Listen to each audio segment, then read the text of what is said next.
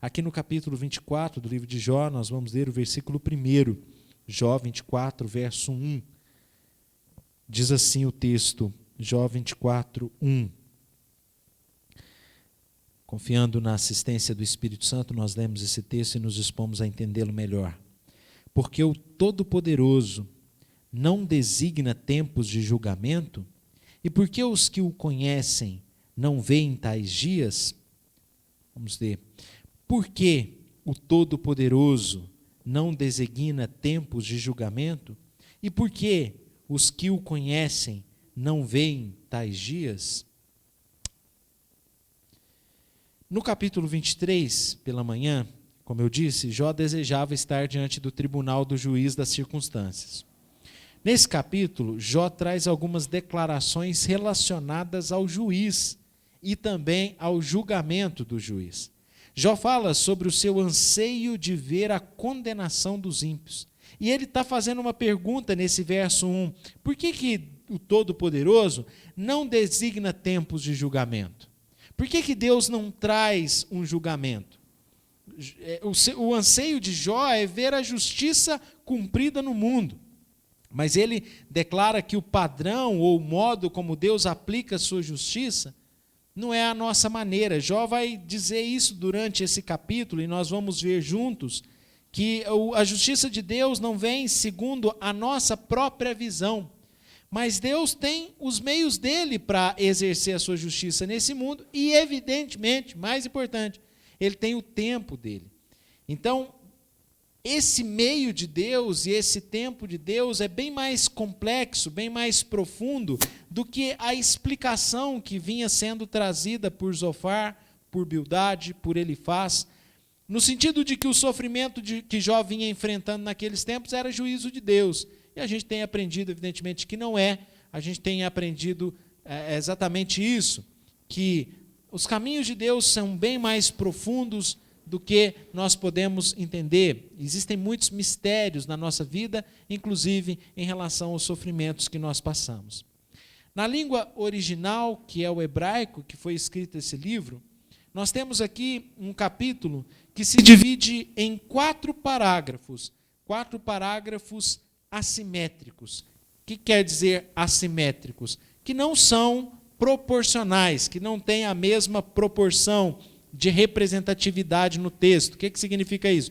Um parágrafo é maior que o outro. Há um grande parágrafo e há 3 parágrafos menores, né? E o primeiro parágrafo vai do verso 1 até o versículo de número 12. E esse primeiro parágrafo se divide em 2 partes. Na primeira parte, Jó fala sobre o que os perversos fazem. E na segunda parte, Jó fala o que os perversos causam. O que as ações desses homens maus causam. O segundo parágrafo, irmãos, começa no verso 13, vai até o verso 17. Nesse segundo parágrafo, Jó fala que os perversos praticam suas obras na escuridão. E que estes homens maus são avessos ao dia e também à claridade. Eles são avessos à luz, são inimigos da luz. O terceiro parágrafo começa no verso 18, vai até o verso 21. E trata-se de uma descrição que Jó faz do discurso que os seus amigos vinham trazendo sobre o destino ou a vida dos perversos. O que os amigos de Jó estavam falando sobre o que acontece em relação aos homens maus. Finalmente, o último parágrafo, que corresponde aos versos 22 a 25, Jó declara qual é a sua certeira impressão dos fatos. E eu digo certeira, Jó está certo. A maneira como Jó interpreta os fatos está correta. O quê? Como é que funciona este lado da vida em termos de juízo de Deus? Como é que é o juízo de Deus nessa dimensão física e contextual da nossa existência? Nesse plano aqui, como é que funcionam as coisas? É do jeito que os amigos de Jó estão falando? Ou é do jeito que Jó tem a impressão, que ele revela aqui nos versos 22 a 25? Eu diria claramente que é como Jó vê. A impressão de Jó é que a justiça não acontece na brevidade que ele gostaria. E isso faz com que ele tenha sede de justiça. No verso 1 ele está dizendo, porque o Todo-Poderoso não designa tempos de julgamento. O que significa isso? Eu queria que esses homens maus se increpassem. Eu queria que esses perversos que fazem o mal aos outros enfrentassem as consequências das suas obras más. Eu queria que eles se danassem.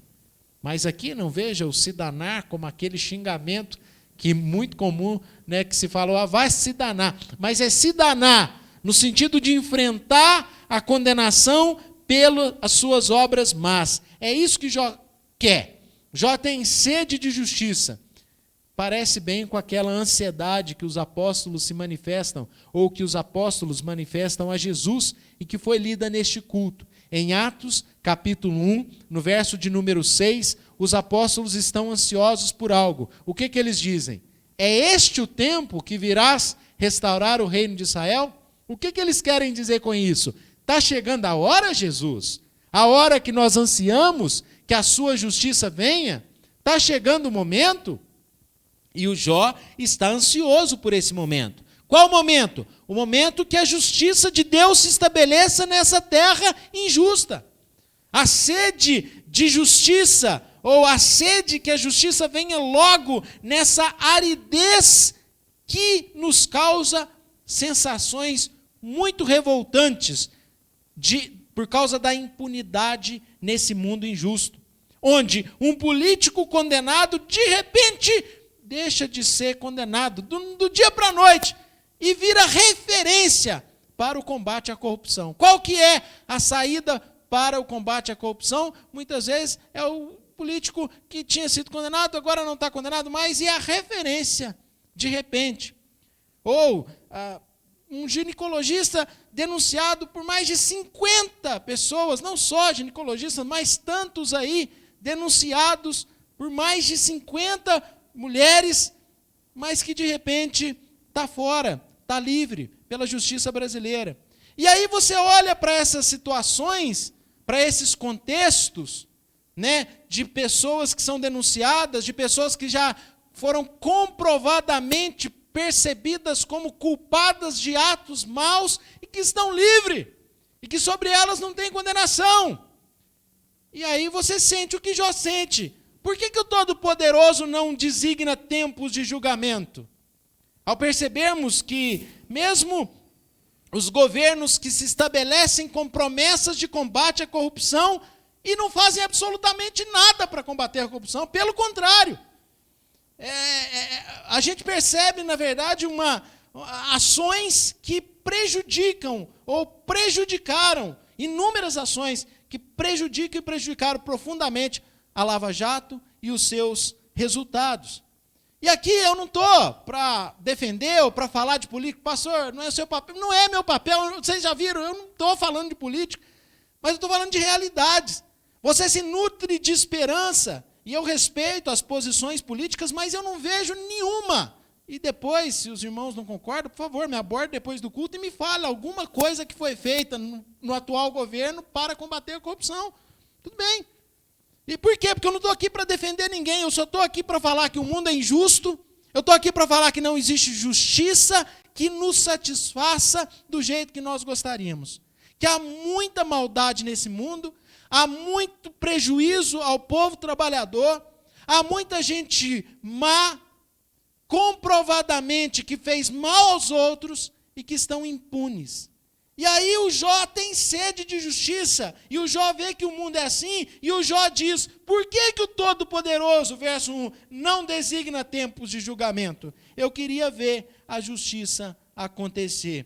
Sede de justiça, numa aridez de injustiça. Por isso eu digo, sede de justiça no deserto das circunstâncias. Quais circunstâncias? Circunstâncias injustas desse mundo tenebroso. Novamente, o meu alento está fora desse plano.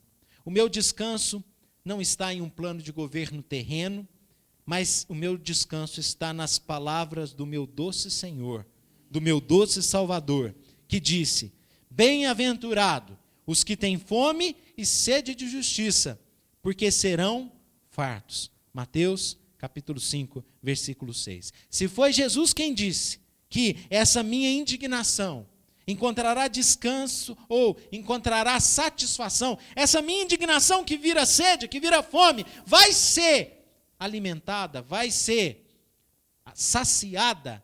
Eu creio nas promessas de Jesus. Eu vivo firme nas promessas de Jesus, porque as promessas de Jesus não falham. E eu encontro então descanso para essa minha indignação, na certeza de que aquele que hoje é o meu advogado será um justo juiz contra aqueles que desprezaram o seu papel, a sua posição de advogado e não creram. Amaram mais as trevas do que a luz, porque as suas obras eram más. Sentir sede de justiça é bom sinal. Significa que nós não estamos cauterizados pelo mal. Sentir sede de justiça como Jó sente é bom sinal. Mas voltemos então ao texto e procuremos entender melhor essa sede que Jó tem de tempos de justiça, de julgamento, de condenação dos malfeitores. Nos versos de 1 a 12, ele vai falar sobre o que os perversos fazem e o que os perversos causam. No verso 1, como eu já adiantei, é a clara expressão de desejo que ele tem por justiça. Por que o Todo-Poderoso não separa esses tempos de julgamento? Será que mesmo que Deus deveria trazer julgamento à terra? Sem dúvida nenhuma. Aguardamos esse dia, como nós lemos em Isaías 2, que só o Senhor será exaltado. E toda arrogância será derrubada. Nós lemos isso. E ansiamos esse dia. Há muita injustiça no mundo. E se você entende assim, se você tem o mesmo pensamento que Jó tinha, você está entre aqueles que estão sensibilizados com o mal, que não toleram o mal, que foram transformados pela graça de Deus e desejam a justiça de Deus nessa terra. Jó questiona porque aqueles que conhecem a Deus não veem chegar o dia do juízo, o dia do Senhor, como a Bíblia diz, está aqui, verso de número 1 ainda, na parte B. E por que os que o conhecem não veem tais dias? Por que os que conhecem a Deus não veem tais dias? Ele está ansioso pelo dia do julgamento. A partir do verso 2 é que ele vai falar sobre o que os ímpios fazem. O que os ímpios fazem? Eles removem os limites. O que significa isso? Eles invadem propriedades. Eles tiram a cerca, derrubam a cerca fora, os limites da propriedade do outro são invadidos por ladrões. Na verdade, eles usurpam o que é do outro. Verso 2, roubam os rebanhos e os apacentam. Apacentam e cuidam daquilo que não é deles. Eles roubam a terra, eles roubam o rebanho, eles roubam o jumento e o boi. Olha o 3, levam o jumento do órfão e roubam, tomam o boi da viúva. Pessoas que precisam são prejudicadas por esses homens maus. Muitas vezes o roubo não se dá com ricos, mas roubam dos que mais precisam. É o que acontece no Brasil. O povo brasileiro padece, os que mais precisam, os que mais têm necessidade, não são atendidos por causa do quê? Governos corruptos, que se apropriam das verbas, dos impostos, que são pagos com muito trabalho nosso, com muita fadiga nossa, com muita luta nossa. Isso é um mundo de injustiças, escândalos, corrupção, e esses ladrões comem do bom e do melhor, frequentam os melhores hospitais, enquanto as pessoas simples passam fome, não têm tratamento de saúde. Essa é a realidade de injustiça. Esse é o deserto das circunstâncias. E Jó tem sede de justiça, e eu também. Portanto, estes versos nos falam sobre o que os homens maus fazem, enquanto os versos seguintes falam sobre o que eles causam. O que eles causam? Está aí a partir do verso de número 4. Depois de roubados, depois que são prejudicados, essas pessoas simples, essas pessoas que tinham direito sobre aquele patrimônio, elas são roubadas, o que acontece com elas? Elas vão passar necessidade. Aí, desviam do caminho aos necessitados e os pobres da terra, todos têm de esconder-se. Na verdade, eles estão passando por apertos por causa do prejuízo causado por homens maus. E eles se tornam como asnos monteses no deserto. É que esses asnos monteses eles vivem em terras áridas e eles ficam ali procurando alimento, né? Ficam peregrinando nessas regiões áridas procurando uma moitinha sequer. E assim o pobre trabalhador prejudicado, roubado, vilipendiado, vive procurando uma saída, à procura de presa, verso 5, no campo aberto, comam como pão para eles e seus filhos. Esses prejudicados passam necessidade e vivem procurando alimento, coisas básicas. Chega ao ponto de que eles vão ter que cegar o pasto do perverso. Em que sentido? O que era deles não é mais. É assim, ó, você recebe o seu salário, e aí vem o governo e abocanha tudo. Você depende agora do governo para atender a sua saúde. Só que não atende. E aquele recurso que você pagou, e não é pouco, você não tem de volta. E é isso que acontece. Vão cegar o passo do perverso, porque há injustiça na maneira como nos tratam. E lhe rabiscam a vinha. O que significa isso? Vão viver das sobras do perverso, da vinha do perverso. Rabiscar, na linguagem bíblica e desses tempos, é você pegar as sobras. Já fez a colheita, aí você vai lá para ver o que sobrou. E a gente vive de sobra. A gente vive de sobra. Aqueles prejudicados, aqueles que foram roubados, vivem de sobras. Verso 7 até o verso de número 11, 12, vai falar das necessidades básicas, que às vezes essas pessoas são submetidas, são vítimas de necessidades básicas. Vejam, passam a noite nus, por falta de roupa, não tem cobertas com frio. Sim, vivem nas ruas às vezes, pelas chuvas das montanhas são molhados, não tendo refúgio, abraçam-se com as rochas. Que situação mais triste. Não tem aonde se esconder. Não tem quem cuida deles. As rochas que viram refúgio. Não tem quem os abracem nas suas necessidades. Orfãozinhos, verso 9, são arrancados ao peito e dos pobres se toma penhor. Sim, nem a pessoa já não tem, mas um penhor lhe é tomado. Por quê? Porque são explorados por gente má, por gente perversa. É isso que os perversos causam. Opressão aos pobres, aos necessitados. Verso 10. De modo que estes andam nus, sem roupa, famintos, arrastam os molhos. Entre os muros desses perversos, espremem o azeite, pisam-lhes o lagar, contudo, padecem sede. Quer dizer, trabalham para o perverso, mas o perverso não paga o justo. O perverso se enche de lucro, mas o coitado passa sede, passa necessidade. Isso é a realidade do mundo, meus irmãos. São explorados, verso de número 12, desde as cidades gemem os homens. Sim, nas cidades os homens gemem. Gemem por quê? A alma dos feridos clama. Clama por quê? Porque são explorados, porque padecem, porque espremem o azeite, mas não desfrutam do resultado do seu trabalho. Contudo, Deus não tem isso por anormal. Parece que está tudo certo para Deus. Jó está falando, é forte. É forte o que Jó está dizendo. Depois ele vai pedir perdão, eu falei demais. Mas é sede de justiça, a gente fica tão indignado. Ó Deus, você não está vendo? Então não vem falar de Jó não, porque você pergunta isso para Deus. Você não está vendo não, Deus? Olha aqui, injustiça. Jó está falando, parece que Deus tem por normal isso. Deus não trata isso como anormal. Quase 1.000 pessoas foram resgatadas do trabalho escravo no Brasil. Quase 1.000 pessoas. Quando, pastor? Há 100 anos atrás? Não, no ano passado. No ano passado, quase 1.000 pessoas estavam sendo escravizadas nesse país. Gente pobre, que estava sendo explorada. Mas será que isso é normal? Por que Deus não traz tempos de julgamento? É o que Jó está perguntando. Por que Deus não traz tempos de julgamento?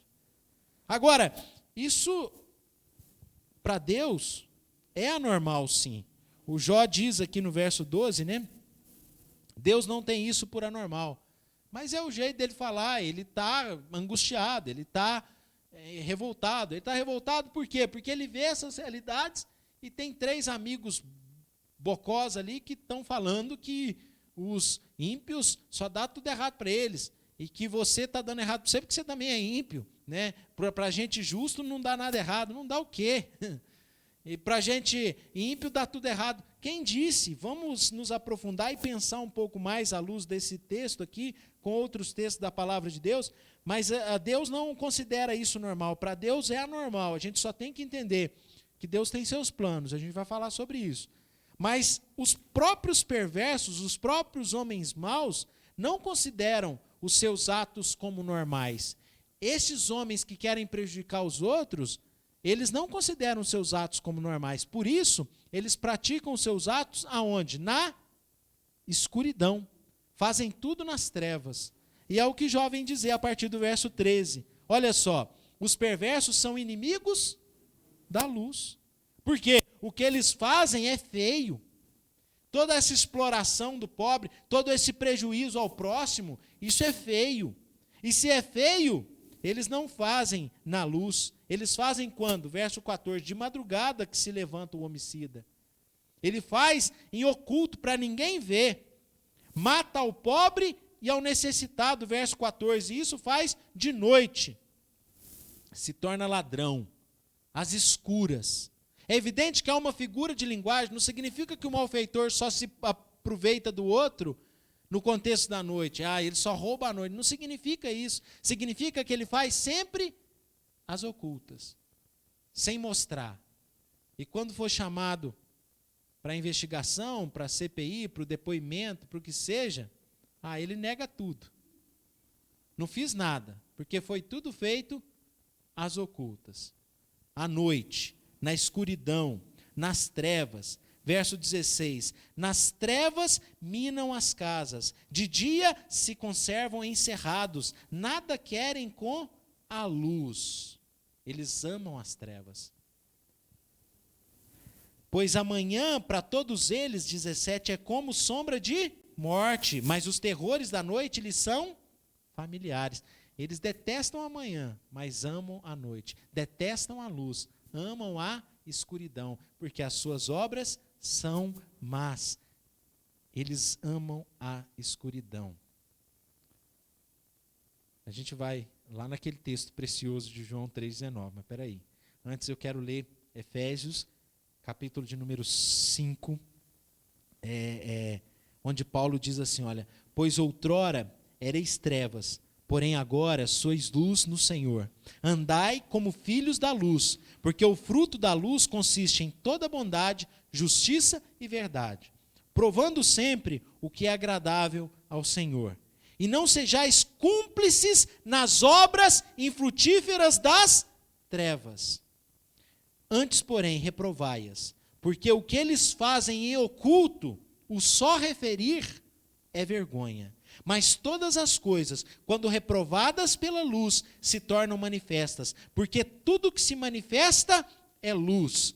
Pelo que diz, desperta, ó tu que dormes, levanta-te dentre os mortos, e Cristo te iluminará. Efésios capítulo 5. Meus irmãos, Jó está dizendo que esses homens amam mais as trevas do que a luz, porque as suas obras são más. Jesus também disse isso, eu vou chegar lá. O que os amigos de Jó dizem sobre os perversos é diferente do que Jó pensa, do que Jó diz.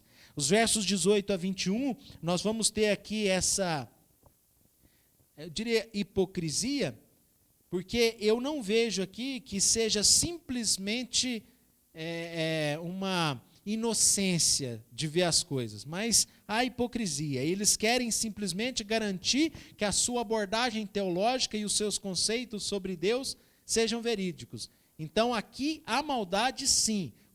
E Jó fala para os seus amigos, verso 18, vós dizeis, os perversos são levados rapidamente na superfície das águas, vem uma água e leva eles embora a enchente, maldita é a porção dos tais na terra, já não andam pelo caminho das vinhas, que nada, desfrutam do caminho das vinhas, passam a vida inteira, às vezes, muito bem. Quem diz isso nem sou eu, o Asaf, lê o Salmo 73, o Asaf chega a falar que os olhos deles saltam da gordura, quer dizer, são gordos, viçosos, nada de ruim acontece. Quem diz é o Asaf. E eu digo para vocês também, eu olho aí muitos homens maus que parecem protegidos. E o Jó está dizendo, vós dizeis que eles enfrentam as consequências. Verso 19, a secura e o calor desfazem as águas da neve, assim faz a sepultura aos que pecaram. Eles morrem, esses que pecaram, eles morrem subitamente, assim como o sol bate nas águas de neve, lá no alto da montanha, que você tem águas congeladas e o sol bate e elas degelam, assim também derrete a obra dos maus. Vocês dizem isso, o Jó está falando. Conversa. Esse país aí vive oprimindo os seus pobres. O Brasil, há 500 anos, o pobre é oprimido nessa terra. Você sofre enquanto homens maus desfrutam, usurpam, prejudicam pessoas honestas. Verso 20. A mãe se esquecerá deles, os vermes os comerão gostosamente. Que isso? A mãe deles se orgulham dos filhos que estão fazendo as suas falcatruas. Muitas mães estão fazendo falcatruas junto com eles. Nunca mais haverá lembranças deles, como a árvore será quebrada o injusto. Até gostaria, mas eles ficam ainda lembrados nas páginas da história, e às vezes até injustamente bem lembrados ainda, com boa fama. Por quê? Porque eles trabalham direitinho, é uma coisa na frente e fazem suas obras nas trevas, em oculto. O Jó já disse isso, como é que eles agem. E aí, diz aqui no verso 21, aquele que devora a estéril, que não tem filhos e não faz o bem à viúva, esses sofrem as consequências, né? Esses que prejudicam o pobre, que prejudicam o coitado. Bom, Jó acha que não. A partir do verso 22, nós entramos agora no nosso terceiro parágrafo, e Jó vai dizer que não. Desculpe, quarto parágrafo já do capítulo, e Jó vai falar o quê? Não, pelo contrário. Pelo contrário, vocês estão muito enganados, ele faz Bildad e Zofar. Deus, por sua força, prolonga os dias dos valentes. Vence eles de pé quando desesperam da vida. Quando acham que vai dar tudo errado, quando acham que suas obras serão conhecidas, quando acham que estão condenados, quando acham que agora deu errado, deu ruim, que nada, tem aí instâncias superiores para livrar a cara deles. Tem instâncias superiores, juízes, para libertá-los, nomeados às vezes por eles mesmos. Que nada! Quando acham que se desesperam da vida, que nada. Deus, por sua força, prolonga os dias e eles ainda se veem de pé. Meus irmãos, eu concordo com Jó, e é duro isso. Mas quem mantém esses caras de pé é Deus. Está dizendo aqui, pelo contrário, Deus, por sua força, prolonga os dias dos valentes, vence eles de pé, quando desesperam da vida, quando acham que vão dar errado, eles ainda ficam de pé. Ele, quem? Deus, lhes dá descanso. Aí é que está o ponto. Qual? E nisso se estribam. O que é o estribo? Quem sabe o que é um estribo? Estribo é aquele negócio que você põe o pé, quando você monta no cavalo, você firma o pé no estribo.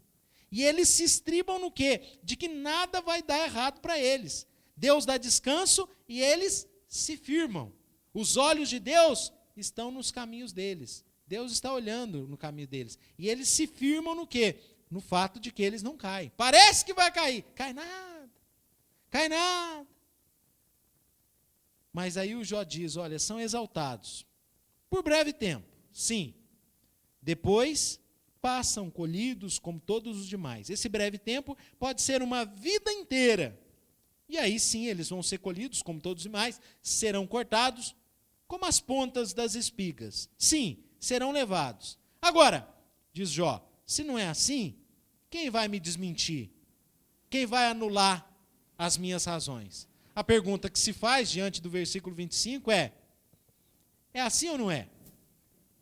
O que eu falei aqui, eu menti ou não? Existe verdade aqui no que eu falei? Bom, o que eu falei, eu tentei reproduzir o que Jó disse. E isso é verdade ou não é verdade? Isso é verdade.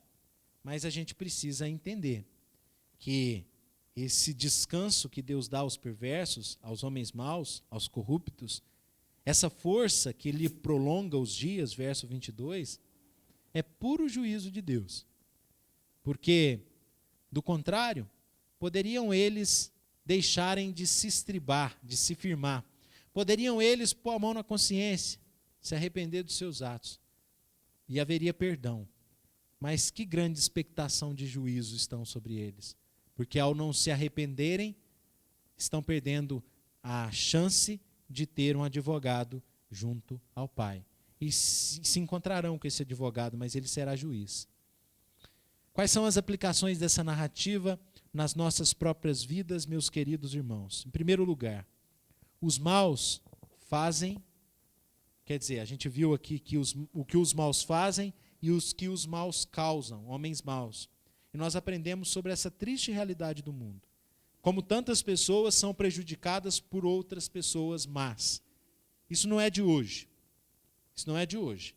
Mas nós devemos pensar que o juízo de Deus, ou não devemos pensar que o juízo de Deus não virá. A nossa sede e fome de justiça será saciada pelo justo juiz, que é Jesus Cristo. Bem-aventurados aqueles que têm fome e sede de justiça, como Jó, como eu, como você, como todos os santos de Deus, que veem essas coisas e ficam atordoados, impactados, tristes, aborrecidos e indignados. Olha, aquele que tem fome e sede de justiça será farto, pelo juízo que virá do céu, através do santo varão que Deus destinou para julgar todos os homens. O nome dele é Jesus Cristo. Aquele que é o nosso advogado se tornará severo juiz sobre os ímpios. Segundo lugar, esse texto nos ajuda a lembrar que nós somos a luz do mundo e que as nossas obras devem ser obras de luz, obras que brilham. E por termos o restante da revelação do Senhor, quer dizer, Jó não tinha, mas nós ainda temos, ainda podemos entender melhor, a gente pode perceber que o tempo de julgamento designado por Deus, esse tempo que Jó estava ansioso de ver, que Jó ansiava, no verso 1, por que o Todo-Poderoso não estabelece dias para o julgamento? Esse tempo já chegou, meus irmãos. Leiam comigo o que diz aqui em João capítulo 3, a partir do 19, em relação a esse juízo. Diz assim, olha, o julgamento é esse, que a luz veio ao mundo, e os homens amaram mais as trevas do que a luz, porque as suas obras eram más. Pois todo aquele que pratica o mal, aborrece a luz, e não se chega para a luz, a fim de não serem arguidas as suas obras.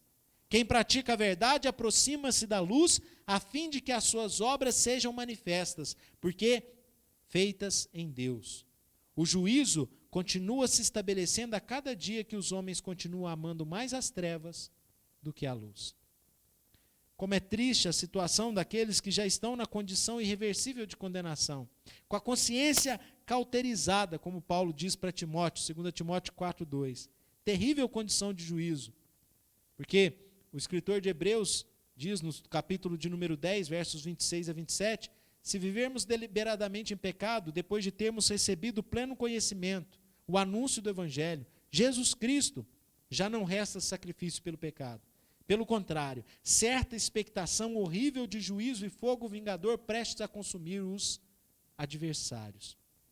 Irmãos, que essa consciência do juízo de Deus nos conforte em relação às injustiças do mundo, até que sejamos plenamente satisfeitos da nossa sede e fome de justiça. Mas que ao mesmo tempo seja para nós um alerta para fugirmos da ira vindoura, para fugirmos das obras das trevas, amarmos a luz de Deus. Os homens amaram mais as trevas do que a luz, nós não. Nós amamos mais a luz, e a luz é Jesus Cristo, Filho de Deus. Ele é a luz do mundo. Amém.